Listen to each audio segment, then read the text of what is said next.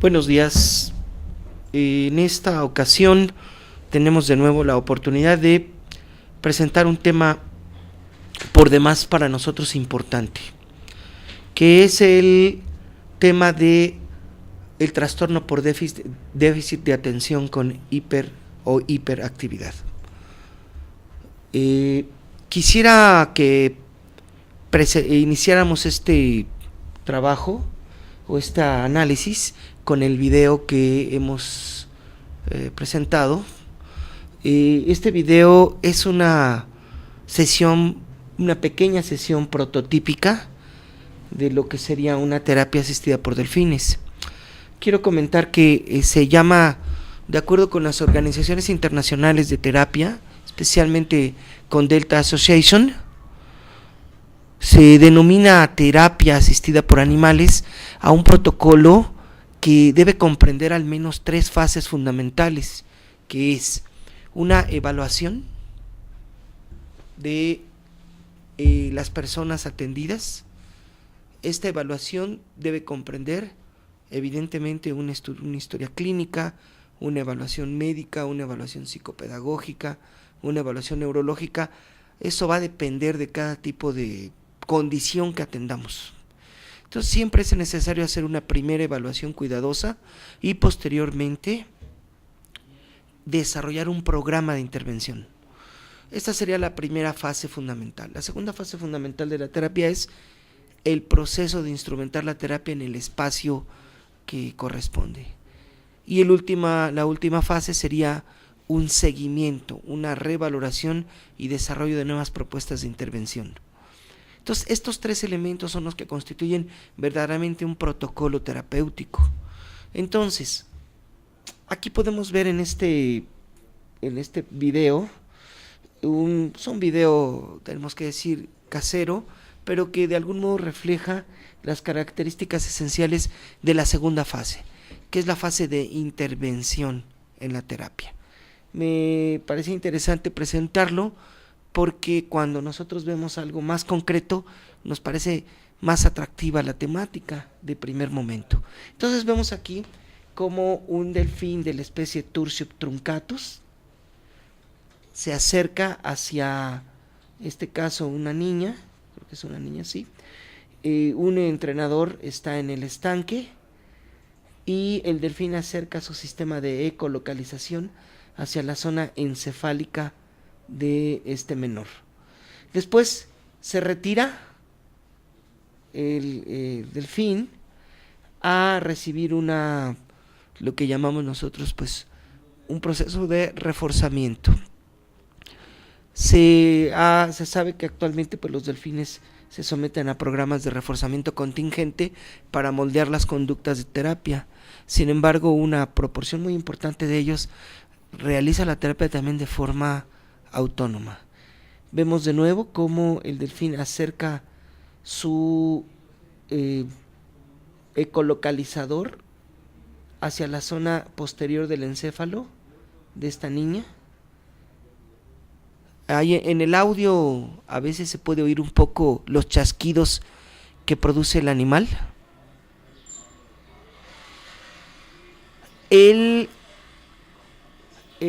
Lo que alcanzamos a oír es el rango audible de sonidos.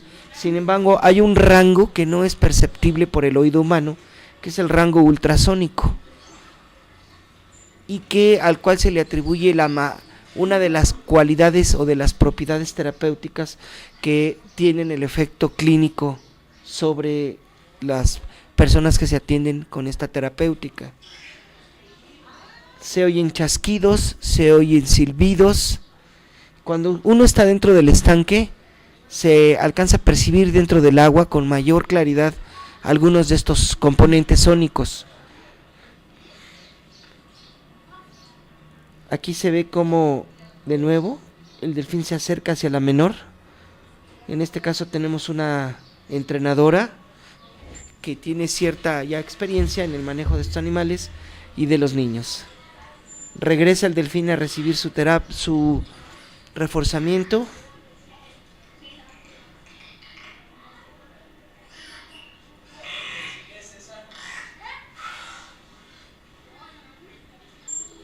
tenemos que recordar que estos programas terapéuticos los estamos instrumentando para personas con discapacidad, para problemas de estrés postraumático. Ahora que tenemos el grave problema del estrés postraumático después del problema sísmico que hemos vivido en nuestro país, es una opción interesante. Trastornos de tipo psiquiátrico, de los cuales hablaremos. Las sesiones duran aproximadamente 15 minutos, cada sesión de terapia.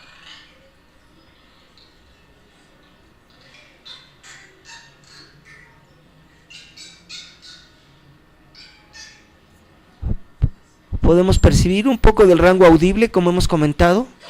Es muy agradable la percepción de esos sonidos. Sí, me haces favor. Y ahí se mete un poco nuestra voz. En este caso estamos observando cómo son 2 delfines que están haciendo una terapia individual con 2 niños y 2 entrenadores en la fosa. ¿Sí? Comentamos que la interacción entre el delfín y el niño es un fenómeno que todavía se tiene que investigar con mayor profundidad. Lo que se sabe hoy es que la emisión ultrasónica puede tener un efecto en la membrana de las células nerviosas y mejorar el recambio iónico, lo cual puede estar asociado a cambios bioquímicos y de neuroplasticidad en el sistema nervioso, que pueden de algún modo estar explicando la evolución tan positiva que vemos en estos casos. Ok, aquí podemos concluimos esta parte, regresamos a nuestra presentación. Entonces, miren, ustedes acaban de ver una pequeña parte de lo que es una sesión de terapia asistida por delfines. Evidentemente, como he comentado, pues siempre todos los trastornos los atendemos con un protocolo que comprende estas 3 fases fundamentales. Estamos nosotros en este momento haciendo la norma para la realización de la terapia y creemos que es fundamental cumplir con estos elementos que a nivel internacional se consideran como claves para que podamos hablar de un protocolo serio de intervención en terapia asistida por animales. Entonces vamos a hablar ahora de específicamente del trastorno por déficit de atención con hiperactividad. Quiero hablar de 3 categorías claves para poder entender este tema. El primero es la inatención. Como todos nosotros sabemos, la atención es un proceso psicológico básico, es decir, es un proceso mental que permite a las personas aprender, apropiarse e interactuar con ciertos fenómenos de la realidad. Este proceso es fundamental para el desarrollo. Si una persona no tiene una atención adecuada, su aprendizaje es deficiente. Si una persona no tiene una atención adecuada, puede cometer errores en la actividad que está ejecutando. Digamos que en términos básicos, la atención es el enfoque de los procesos cognitivos, de las sensaciones y del pensamiento en un objeto de análisis, en un objeto de estudio. Entonces la atención es fundamental. ¿Cuál es el problema más importante que hoy tienen los profesores de este país? Cuando uno trabaja en el sector educativo y platica con los profesores de primaria, de secundaria, de educación especial, incluso de preescolar, la queja más recurrente que tienen los profesores es de que los alumnos, los jovencitos, los niños, se distraen con mucha facilidad y no se concentran en su tarea. Y que este es un elemento de disrupción muy importante. Entonces, estamos observando que un inadecuado desarrollo de la atención genera alteraciones importantes en el proceso de aprendizaje, en el proceso de adaptación a la vida escolar, a la vida laboral, a la vida académica, a la vida familiar. Entonces, el primer rasgo de este llamado trastorno por déficit de atención con hiperactividad es la inatención. digamos así que se caracteriza por desviación en las tareas, o sea, el niño está haciendo un trabajo y de un momento a otro dirige su mirada hacia otro lugar, deja de hacer su trabajo o atiende otros fenómenos que no son relevantes en ese momento y no concluye sus trabajos con calidad. La falta de persistencia. Los trabajos de tipo académico, escolares, requieren de un cierto grado de concentración y de estar pegado a ese trabajo un rato. Se ha observado que en promedio un niño de los primeros grados de primaria puede estar concentrado de 5 a 10 minutos en una tarea escolar, pero un niño con este trastorno está un minuto y medio y deja la tarea. No persiste en la tarea y esto hace que no pueda concluir esas tareas. Tiene una dificultad para mantener la atención y también se puede reflejar en la desorganización, que no se debe a un desafío o a la falta de comprensión. Es decir, el sujeto está desorganizado en su actividad, no sabe por dónde empezar, cómo estructurar su trabajo. Entonces, este dato es uno de los datos más importantes del trastorno por déficit de atención, hiperactividad e impulsividad. La falta de atención es un fenómeno clave en este problema. Algunos investigadores han planteado que este síndrome pudiera no ser tan defendible como síndrome. Sin embargo, nosotros que hemos tenido experiencia durante años en el área de neuropsicología infantil y en el área de educación especial, creemos que este síndrome existe y puede generar complicaciones en el desarrollo a una gran cantidad de personas, ¿sí? Entonces, y tiene grados de gravedad, como vamos a ver más adelante, que van de leve a moderado a grave. Entonces, este es un primer rasgo y quiero ser reiterativo. El motivo de consulta número 1 que existe en nuestro país para visitar al neurólogo pediatra, al psicólogo infantil, al orientador escolar, es el trastorno de atención. Es decir, el niño puede tener un rendimiento intelectual normal, un rendimiento del lenguaje normal, una memoria relativamente normal, pero no se concentra en sus tareas y se distrae constantemente. Y esta es una causa muy recurrente para buscar ayuda entre los profesores y los especialistas de la salud. Entonces, bueno, el otro rasgo podemos ver en una siguiente diapositiva, que es la hiperactividad. La hiperactividad, aquí ha habido un debate. Algunos investigadores la diferencian de la hiperquinesia, pero la hiperactividad fundamentalmente es que el sujeto se mueve excesivamente, y se mueve excesivamente cuando no debe moverse excesivamente, y ese movimiento hace difícil que se cumplan las tareas en las que el sujeto se está involucrando, ¿no? La hiperactividad, de algún modo podríamos decir, puede tener sentido lógico cuando el sujeto tiene bien claro lo que va a hacer y tiene que hacer muchas actividades simultáneas o sucesivas, pero la hiperactividad sin sentido, la hiperquinesia, movimientos desordenados y excesivos que distraen al individuo, se considera un dato anormal. Entonces, actividad motora excesiva cuando no es apropiado, juegos, jugueteos, golpes o locuacidad excesiva, inquietud extrema en adultos fundamentalmente. Quiero decir algo que es interesante. Pareciera ser que este síndrome solamente le corresponde a los niños. Sin embargo, tenemos un porcentaje de adultos, vamos a ver más adelante en algunas estadísticas, que sufren esta condición de trastorno por déficit de atención con hiperactividad, y que en su vida adulta esto les puede causar ciertas complicaciones en su vida laboral o en su vida académica. Tenemos también un nivel de actividad que cansa a las demás personas, o sea, se mueven en exceso y de algún modo agotan a los de su entorno. A veces llega a ser tan intenso el problema de la hiperactividad que ni el entorno familiar tolera la condición de estos casos, ¿no? La que sigue, por favor. Y bueno, tenemos aquí el asunto de la impulsividad. La impulsividad, por así decirlo de forma sintética, es esta condición en la que una persona actúa sin evaluar las consecuencias de su conducta.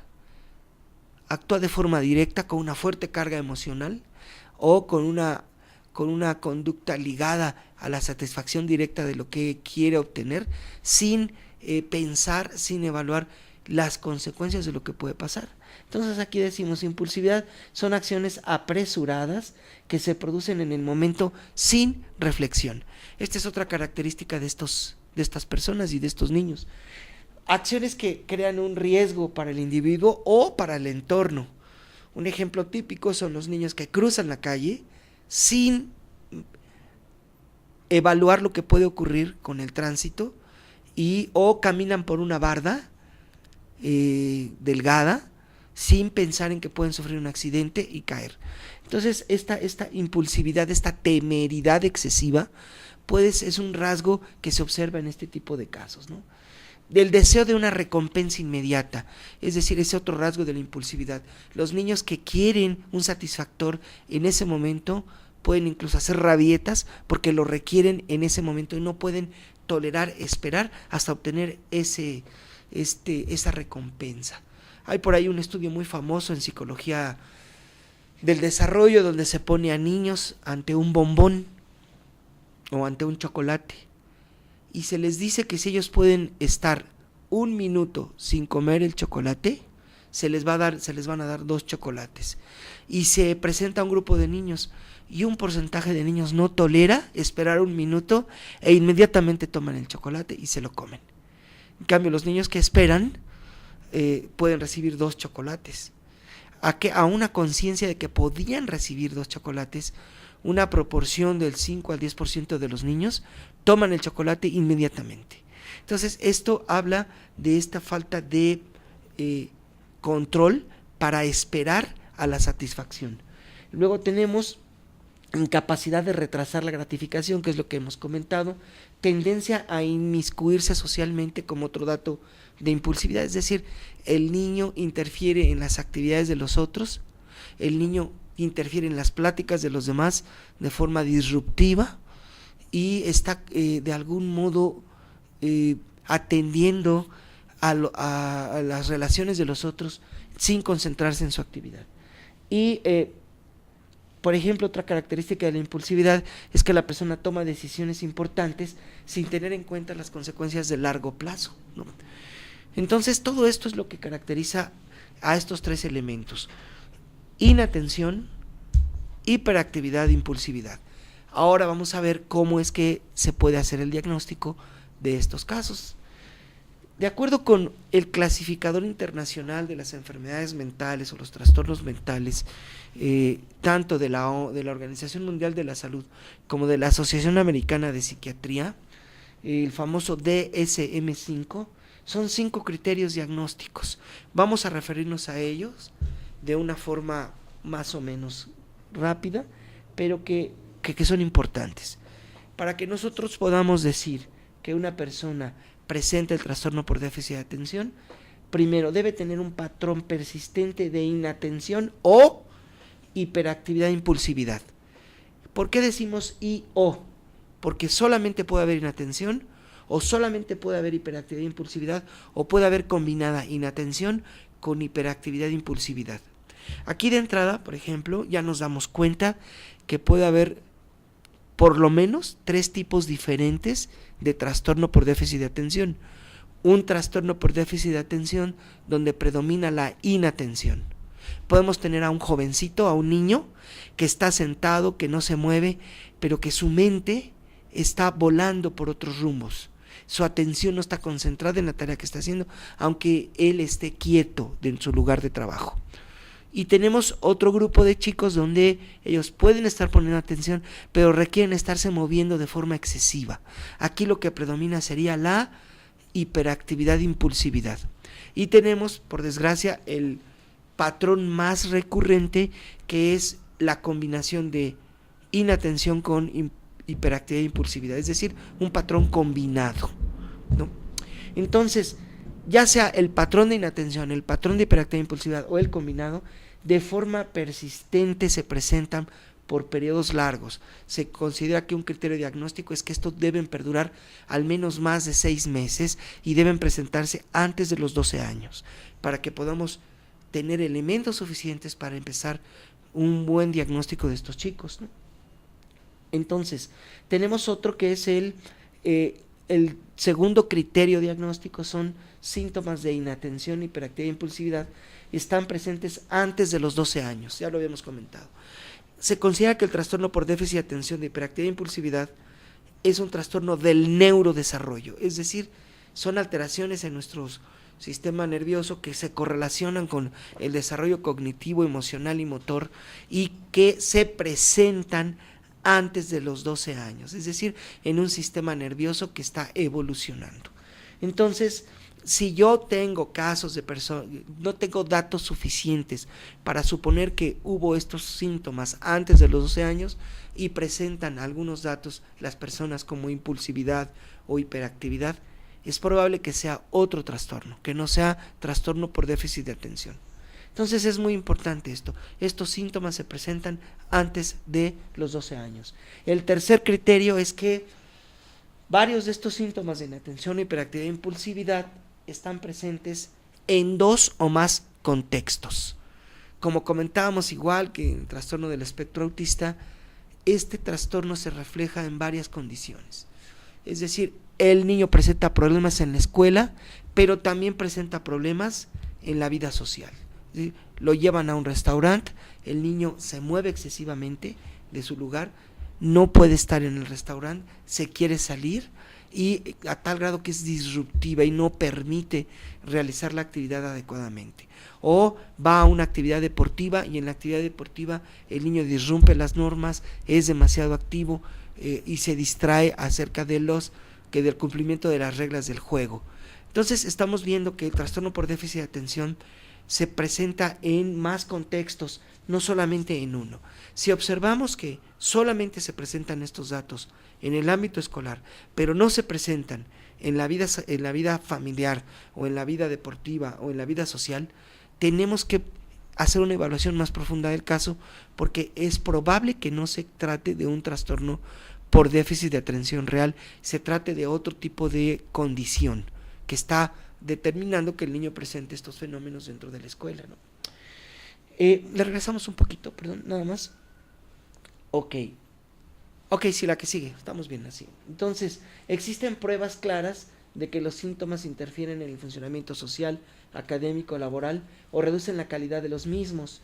Evidentemente, este trastorno impide que el niño tenga un aprendizaje adecuado y por lo tanto su desarrollo se ve obstruido, su desarrollo académico. Se sabe que una proporción de estos niños tienen un rendimiento intelectual normal, aunque también puede estar acompañado con trastornos como trastorno de discapacidad intelectual u otros trastornos. Puede haber, igual que otros trastornos mentales, una comorbilidad, es decir, acompañarse con otros trastornos mentales. En muchas ocasiones el trastorno por déficit de atención está acompañado a trastornos específicos del aprendizaje y se impide el aprendizaje. Entonces se altera la función del aprendizaje, se alteran las funciones de el aprendizaje, la actividad laboral, la actividad académica y la social. En verdad, de veras, existen casos donde familiares cercanos al menor no toleran al menor. Por desgracia hemos visto en la clínica niños que son encerrados en una habitación para generar un poco de calma en el ambiente familiar.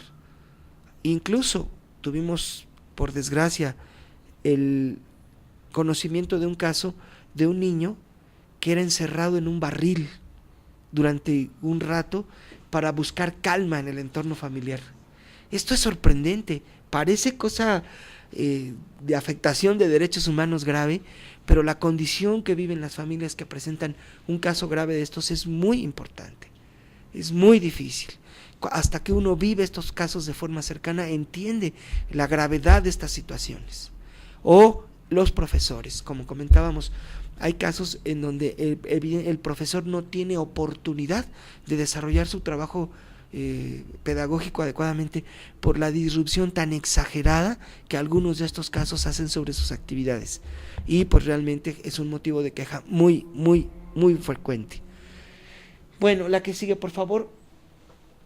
Estos síntomas no se producen exclusivamente durante el curso de la esquizofrenia o de otros trastornos psicóticos y no se explica mejor por otro trastorno mental. Es decir, el médico, el psicólogo está obligado a hacer una discriminación cuidadosa, lo que se llama diagnóstico diferencial de este trastorno respecto a otros, ¿no?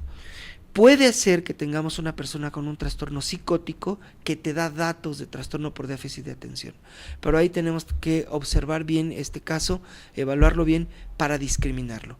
Entonces, cuando yo tengo un caso de inatención, impulsividad, hiperactividad y no se explica esto por esquizofrenia o no se explica esto por un trastorno psicótico o por otro trastorno psiquiátrico, podemos decir con certeza de que es un trastorno por déficit de atención con hiperactividad e impulsividad, ¿no? La que sigue, por favor. Entonces aquí vemos todos estos criterios que estamos diciendo. Bueno, los síntomas pueden se pueden incrementar o se pueden reducir, incluso desaparecer también de acuerdo a determinados contextos que se viven, ¿no? La que sigue, por favor. Bueno, ¿qué tipos de presentación tiene este síndrome o este problema de salud mental? Primero, el tipo combinado, que es el más frecuente, donde hemos dicho se combina inatención con impulsividad e hiperactividad. Este tipo es el más frecuente. Evidentemente son chicos que no ponen atención, se mueven demasiado y irrumpen las actividades que se están desarrollando. Tenemos el tipo predominantemente con falta de atención, que como se plantea ahí, pues el sujeto puede estar tranquilo pero no pone atención.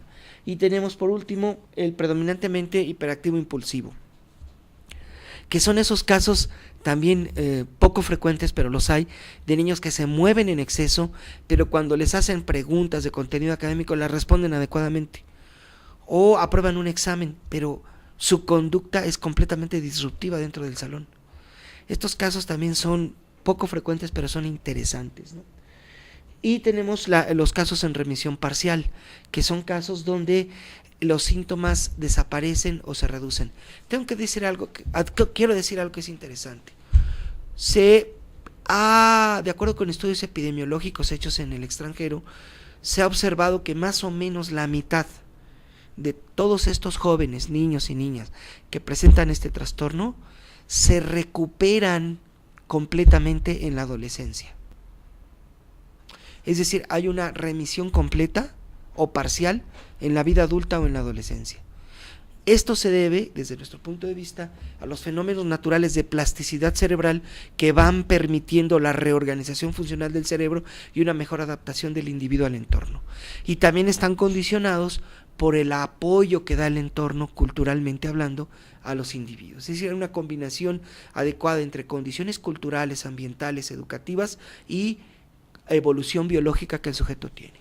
Entonces, resulta hasta cierto grado una buena noticia que un buen porcentaje de estos casos se recuperan espontáneamente.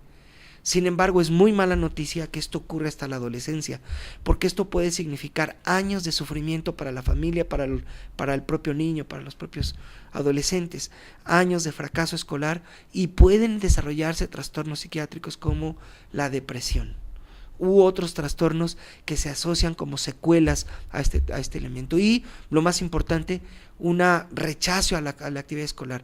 Muchos de estos niños rechazan rotundamente las actividades organizadas, donde hay que seguir reglas y cumplir, hacer tareas. No quieren ir a la escuela, rechazan contundentemente ir a la escuela, aunque uno perciba que tengan potencial intelectual adecuado para aprender. No quieren ir a la escuela porque les desagradan los ambientes informales.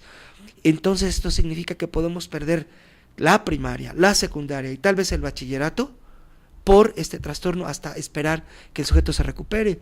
Nosotros creemos que podemos intervenir desde el primer momento para que el sujeto tenga un adecuado desarrollo y pueda tener una evolución laboral, académica y personal, pues funcional, que le permita vivir una vida sana en nuestro entorno cultural. Entonces, la que sigue, por favor.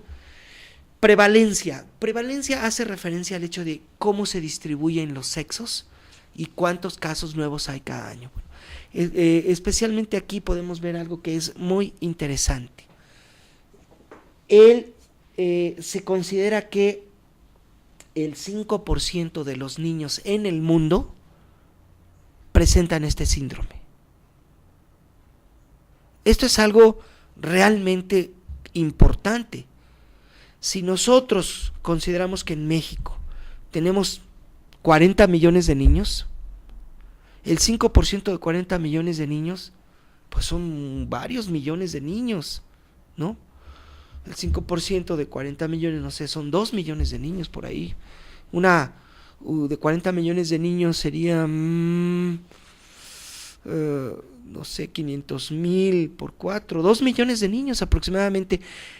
Esos 2 millones de niños no son atendidos, todos. Muchos ni siquiera están bien diagnosticados. En el sector educativo en México, en educación especial, no hay 2 millones de niños inscritos.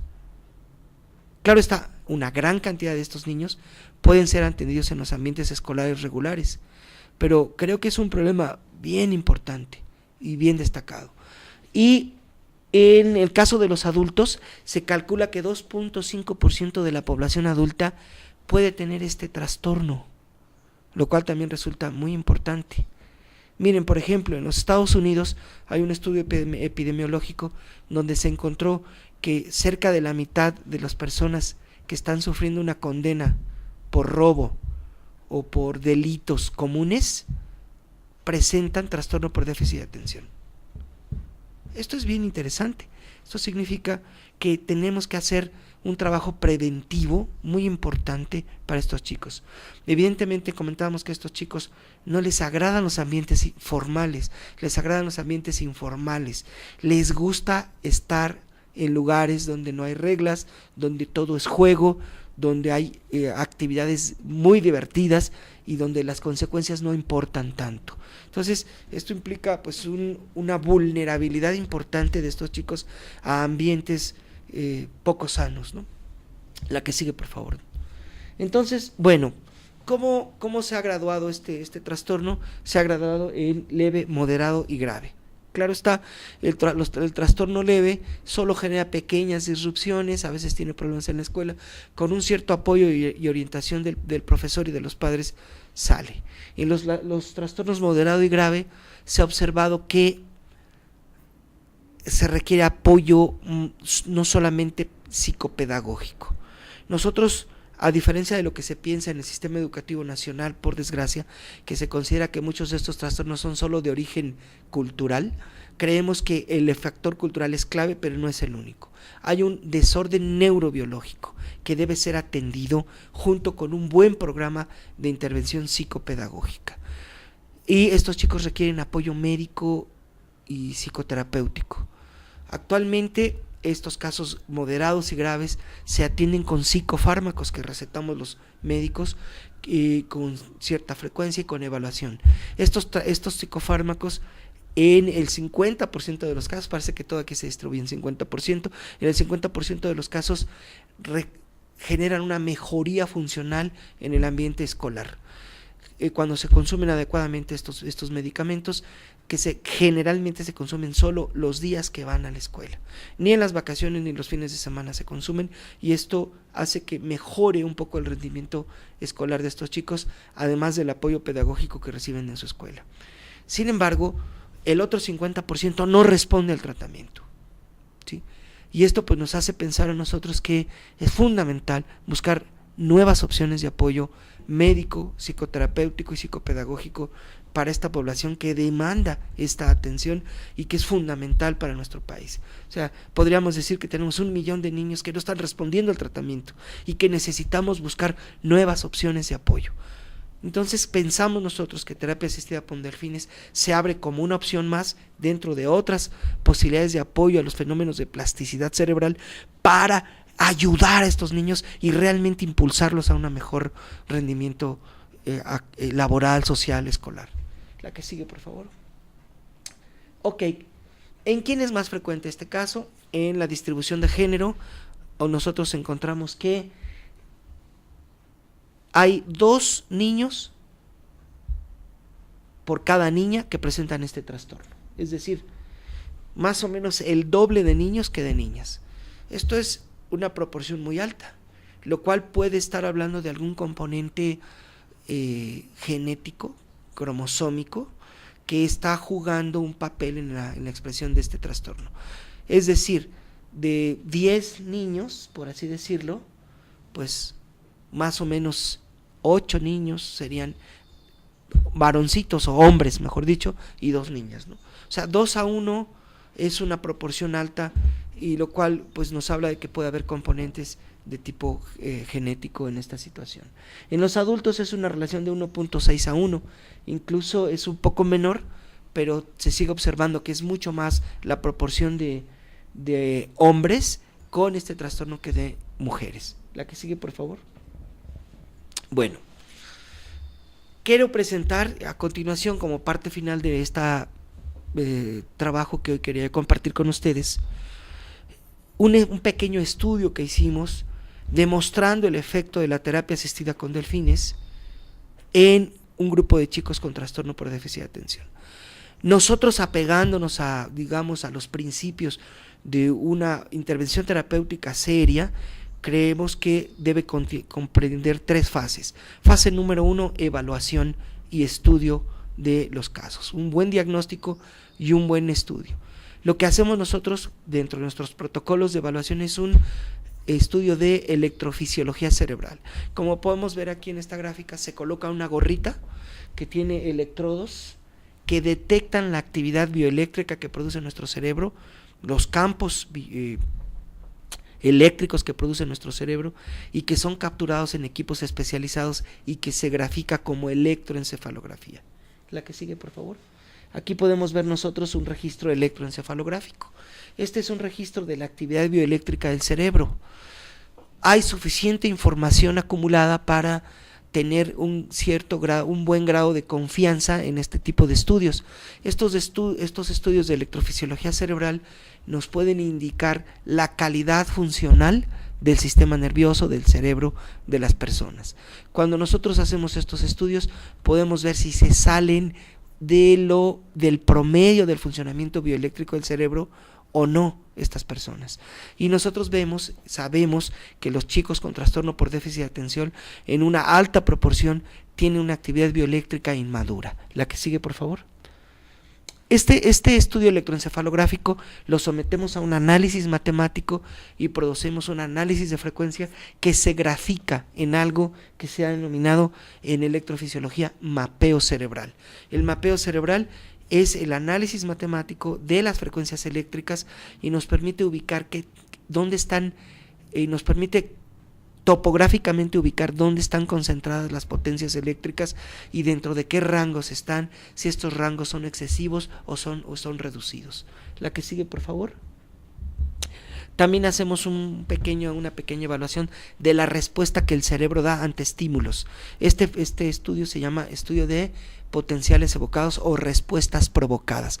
En este estudio nosotros damos una estimulación al individuo que puede ser por sonidos, por luces, por tacto, en este caso por luz, y provocamos una respuesta en el cerebro que se grafica.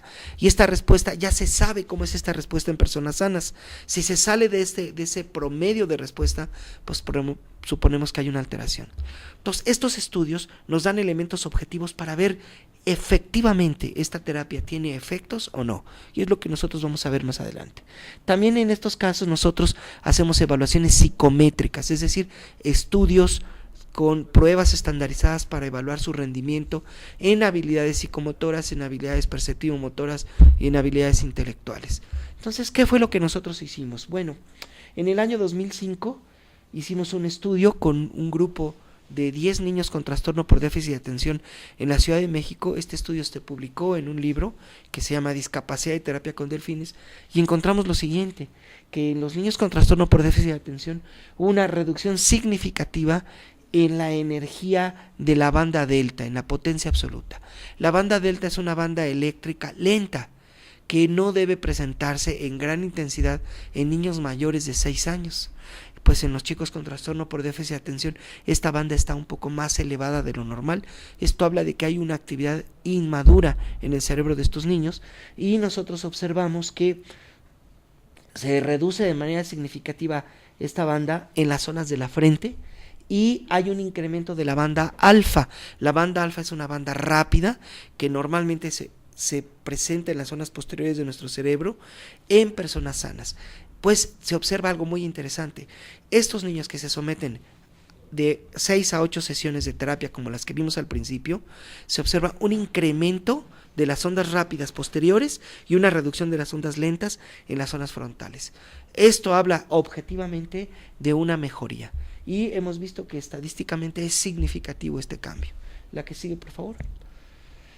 Aquí tenemos, por ejemplo, en esta parte de nuestros resultados, a los casos de niños que fueron estudiados también con una escala de inteligencia. La escala Wechsler de inteligencia nos permite a nosotros ver cuál es el promedio de rendimiento en estas tareas de habilidad intelectual. ¿Y qué observamos? Bueno, observamos lo siguiente. De tener un promedio en el coeficiente intelectual de 88.6 al inicio del tratamiento, después del programa de terapia subió a 98.6. Esto implica un incremento de 10 puntos en el coeficiente intelectual en 15 días de trabajo. Para nosotros esto es algo importante. Hay que decir que estos estudios son estudios iniciales, que se requieren hacer estudios con más población y mejor controlados. Pero este estudio fue un estudio muy serio, donde evaluamos a los niños antes de la terapia, se les practicó su terapia y después se hizo una revaloración. En las pruebas estadísticas que aplicamos observamos que estos cambios son significativos. La que sigue, por favor. Entonces, miren, también en la escala verbal de esta prueba se observa que el coeficiente intelectual se va de 76.6 a 38.3 a 83.8, lo cual significa un incremento interesante. La que sigue, por favor.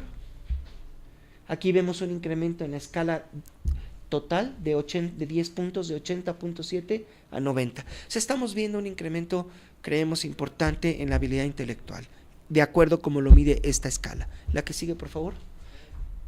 Tenemos también un incremento, o más bien dicho, una reducción en el número de errores que cometen en una prueba, que es una prueba muy conocida en el ambiente psicológico, que es la prueba de Lauretta-Bender, que es una prueba que evalúa varios aspectos. Nosotros evaluamos el aspecto visomotor. En esta prueba nosotros vimos que hay una reducción de 7.8 errores a 5.6 errores después de la terapia, lo cual es un cambio también significativo. La que sigue, por favor. Y bueno, en fin, aquí nosotros podemos ver que esta terapéutica se está convirtiendo en una posibilidad de apoyo para estos chicos, que es muy importante. Nosotros tenemos mucho interés en que podamos seguir haciendo estos trabajos, en que podamos seguir atendiendo a estos niños y que podamos ofrecerles esto como una alternativa importante para su desarrollo. Quiero nada más, para finalizar, dar nuestros datos para cualquier cosa que ustedes tengan más, que quieran más información con nosotros. Nuestros teléfonos son el 55 82 3174, lo repito, 55 82 3174 en nuestro centro de evaluación, y en el celular es el 55 18 37 07 86. Repito nuestro celular por si quieren compartirnos su opinión o hacer alguna pregunta, el 55 18 37 07 86. Y bueno, pues esto es lo más importante que queremos presentar ahora en esta temática. Agradezco mucho su atención. Nos vemos la próxima semana.